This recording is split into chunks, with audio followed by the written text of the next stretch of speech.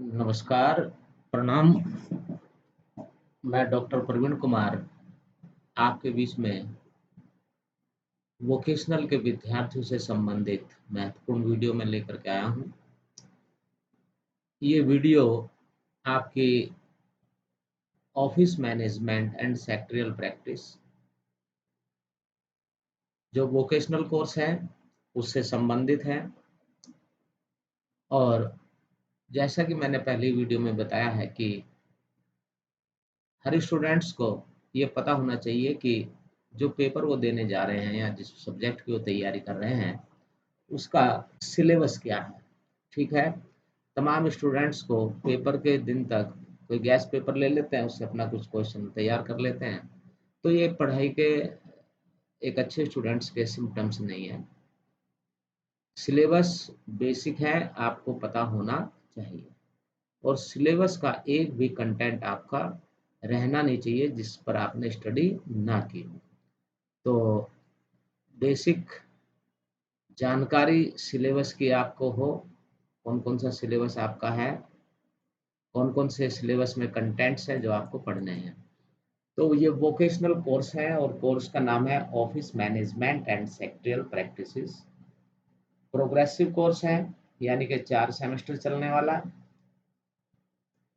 और इसमें सेमेस्टर 3 में आपका प्रोफेशनल कम्युनिकेशन नाम से ये पेपर है, क्लियर है? सेमेस्टर 3 और पेपर का जो नाम है वो है आपका प्रोफेशनल कम्युनिकेशन। ठीक है? ये आपका पेपर का नाम हो गया है। सेमेस्टर 3 में ये स्टूडेंट्स को पढ़ना है वोकेशनल सब्जेक्ट के अंतर्गत, जो ग्रेजुएशन के स्टूडेंट्स हैं। क्लियर? 2 पेपर आपके इसमें होते हैं। एक है आपका थ्योरी का और दूसरा पेपर है आपका प्रैक्टिकल का। 40 मार्क्स की थ्योरी है, थ्योरी का पेपर है, और प्रैक्टिकल जो है वो पेपर जो आपका होगा ये 60 मार्क्स का है। टोटल 100 मार्क्स है। दोनों पेपर में आपको अलग-अलग पास होना है। ठीक? इसमें आपको क्या-क्या पढ़ना है, क्या-क्या आपकी तैयारी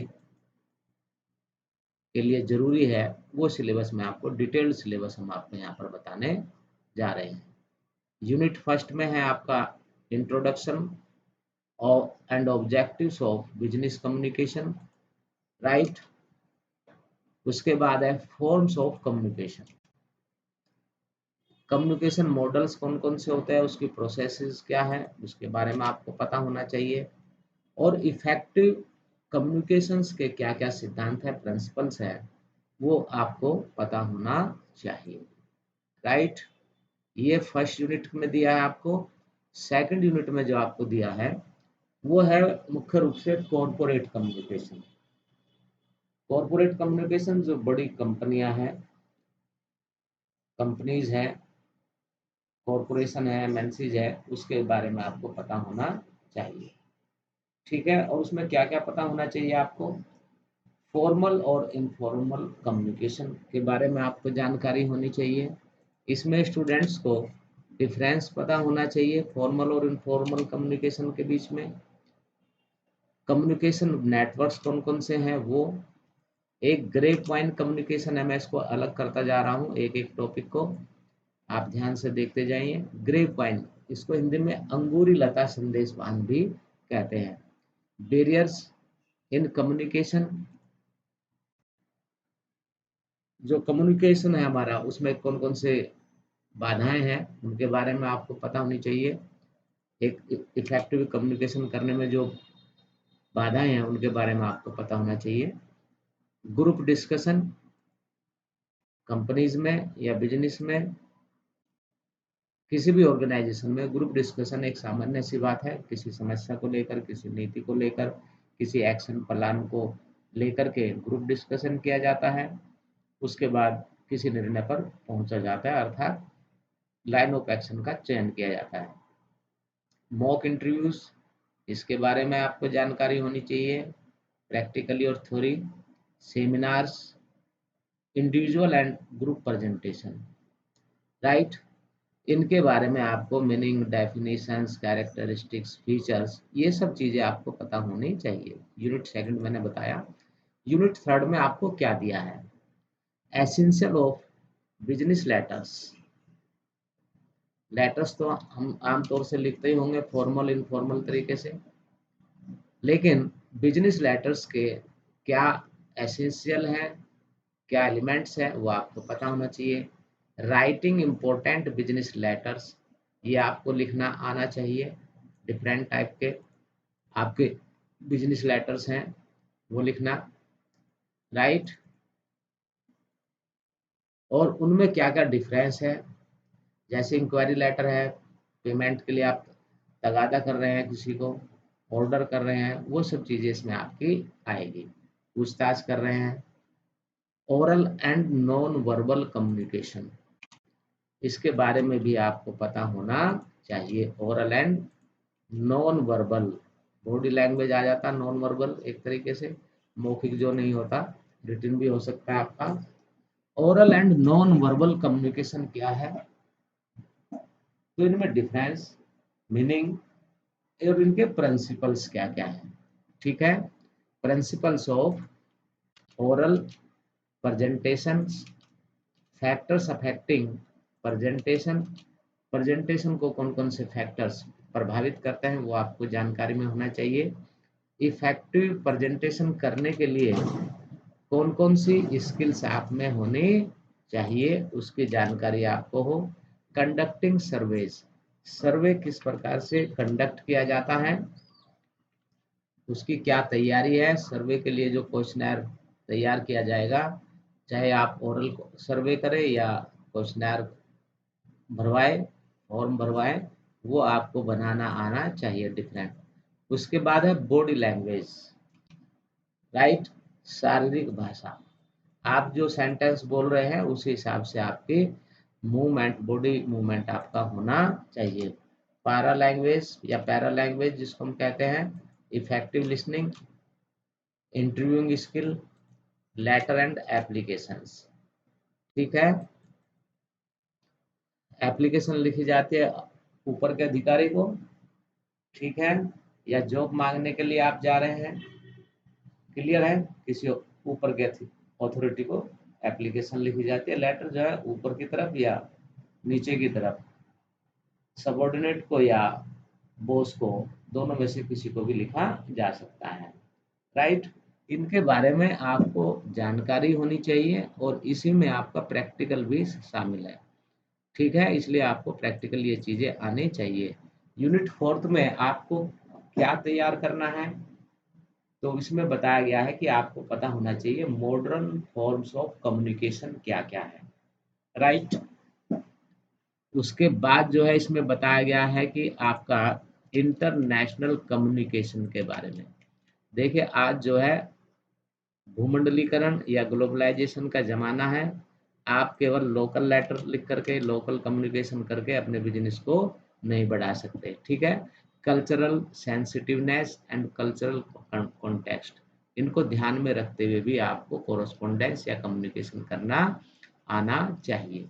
writing and presenting in international situation, international जो भी आप कम्युनिकेशन करें किसी भी फॉर्म में करें, चाहे वो राइटिंग में हो या ओरल हो या प्रेजेंटेशन देना हो हमें, उसमें आपको महारत हासिल होनी चाहिए। तो उससे संबंधित सारे प्रिंसिपल्स, थॉट, एलिमेंट्स सब आपको पता होना चाहिए। ठीक है। आप उस सीन पर जरूर विचार करें। मान लीजिए आप न्यूयॉर्क की किसी कंपनी को कोई लेटर लिख रहे हैं, तो वहाँ पर किस प्रकार का फॉर्मेट एक्सेप्ट किया जाता है, उसकी अगर आपको जानकारी होगी तो निश्चित रूप से आप प्रभावी कम्युनिकेशन, इफेक्टिव कम्युनिकेशन कर पाएंगे। यूनिट फिफ्थ इसमें यहाँ पर दी गई है, role, effects and advantages of technology in business communication. देख लीजिए, पूरा पढ़ लीजिए इसको। Role, effects and advantages of technology in business communication. Technology का क्या यूज है बिजनेस कम्युनिकेशन में। टेक्नोलॉजी को आपको मैक्सिमम यूज करना आना चाहिए, एक तो ये। दूसरा ये कि जैसे मान लीजिए डायग्राम्स है, चार्ट्स हैं, पीपीटी है, राइट, वीडियोस है, आप कोई प्रपोजल दे रहे हैं, भेज रहे हैं, आपने एक रिटन फॉर्मेट रिटन में कर दिया, लेकिन सही तरीके से उसको समझाने के लिए जो ज़रूरी चीज़ें हैं, वीडियो आप बना के भेज सकते हैं, पीपीटी साथ में बना के भेज सकते हैं, चार्ट्स, डायग्राम्स, ये सब चीज़ें उसमें आप जो है शामिल कर सकते हैं। आपको ये देखना है कि प्रैक्टिस में क्या चल रहा है, ठीक? उसके बाद है राइटिंग स्किल्स। राइटिंग स्किल्स में आपको क्या-क्या दिया है इसमें? Planning business messages. Business messages आपको कैसे भेजना है उसकी प्लान करना आपको आना चाहिए। रीराइटिंग एंड एडिटिंग, जो आपने लिखा है उसको जो है एक बार आप देखें ज़रूर, अगर आपको सैटिस्फैक्टरी नहीं लग रहा है तो फिर उसको एडिट आप करें, दोबारा लिखें, ठीक है? जो चीज़ें उसमें रह गई, सारे एलिमेंट्स आपके आने चाहिए आपके कम्युनिकेशन में। The first draft and reconstructing the final draft, ठीक है? फर्स्ट ड्राफ्ट ये है कि हमें ये चीज़ें उसमें आनी चाहिए, हमने ये बनाया, लेकिन फाइनल ड्राफ्ट वो है कि जो ओके हो जाए कि हाँ, ये चीज़ें आपको भेजनी है। अब आता है इसमें आपका ऑफिस कोरेस्पोंडेंस। ऑफिस कोरेस्पोंडेंस में क्या-क्या है आपका? इसमें आपका है official letters, semi official letters, ठीक है? एंड मेमोरेंडम, ये 3 चीज़ों के बारे में आपको पूरी जानकारी होनी चाहिए। तो ये था आपका office management and sectoral practice से रिलेटेड सिलेबस, जो कि वोकेशनल कोर्स है, उसका सिलेबस है ये। पेपर थर्ड है, प्रोग्रेसिव है जैसा कि मैंने बताया, और जो पेपर का नाम है वो है आपका प्रोफेशनल कम्युनिकेशन।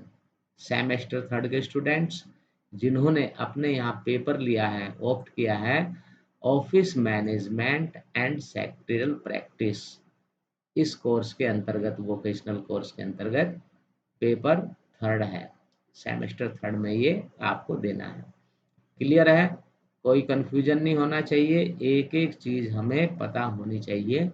दूसरा यह है कि अगर आपको हो सकता है कि मार्केट में बुक इस उसके ऊपर उपलब्ध ना हो, तो जो हमने वीडियोज़ बनाई हैं वोकेशनल के स्टूडेंट्स के लिए, उसके लिंक हमने पहले भेजे हैं, उस लिंक में ही आपको ये सिलेबस वगैरह पूरा टेस्ट फॉर्मेट में भी मिल जाएगा। एक तो ये। दूसरा ये है कि अगर आप वहाँ से अवेलेबल नहीं हो पा रहे, उसको डाउनलोड नहीं कर पा रहे, तो फेसबुक ग्रुप जो एटीएन एकेडमी ऑनलाइन बना हुआ है, जो स्टूडेंट्स के लिए है, हिडन ग्रुप है, उसमें भी ये सब चीज़ें आपको सर्च करोगे तो इसका पूरा सिलेबस आपको मिल जाएगा, राइट? तो मुझे उम्मीद है कि स्टूडेंट्स इस सिलेबस को ध्यान में रखते हुए, इम्पोर्टेंट सिलेबस है और प्रैक्टिकली यूज़ का है, इसलिए सभी विद्यार्थी इस सिलेबस के हिसाब से अपनी तैयारी अवश्य करें और कहीं पर कोई भी कमी ना छोड़ें। क्लियर है? तो ये आपका सिलेबस मैं यहीं पर कंप्लीट करता हूँ इस वीडियो को, और उम्मीद करता हूँ कि आपको इससे लाभ मिलेगा। कोई भी कठिनाई है तो आप मेरे व्हाट्सएप नंबर पर भेज सकते हैं अपनी प्रॉब्लम लिख करके। कोई टॉपिक की वीडियो आपको अगर सर्च करेंगे तो मिल जाएगी, अगर अवेलेबल नहीं होगी तो आप हमें बताएं कि इस टॉपिक पर वीडियो नहीं है, तो वीडियो वो हम अपने एक्सपर्ट से बनवाएंगे, ठीक है? लेकिन आपको लेक्चर ज़रूर मिलेगा, लेकिन सर्च ज़रूर कर लीजिए पहले, ठीक है? और एक और रिक्वेस्ट है आप सभी से कि लाइक सब्सक्राइब तो आप करें ही, बेल आइकन में ऑल करके ज़रूर आप प्रेस करिए, ठीक? उससे क्या है कि सारी वीडियो जो भी हम अपलोड करेंगे, उनके अपडेट्स आपके पास आएँगे, तो आपको ज़्यादा सर्च करने की ज़रूरत फिर नहीं पड़ेगी, ठीक है? तो इसी उम्मीद के साथ कि आप जो है अपने पेपर की तैयारी में जुट जाएँगे अब, तो मैं इस वीडियो को यहीं पर संपन्न करता हूँ और नई वीडियो के साथ फिर आपके सामने हाजिर होऊँगा। तब तक के लिए डॉक्टर प्रवीण कुमार को इजाज़त दीजिए। सभी को सादर अभिवादन। जय हिंद, जय भारत।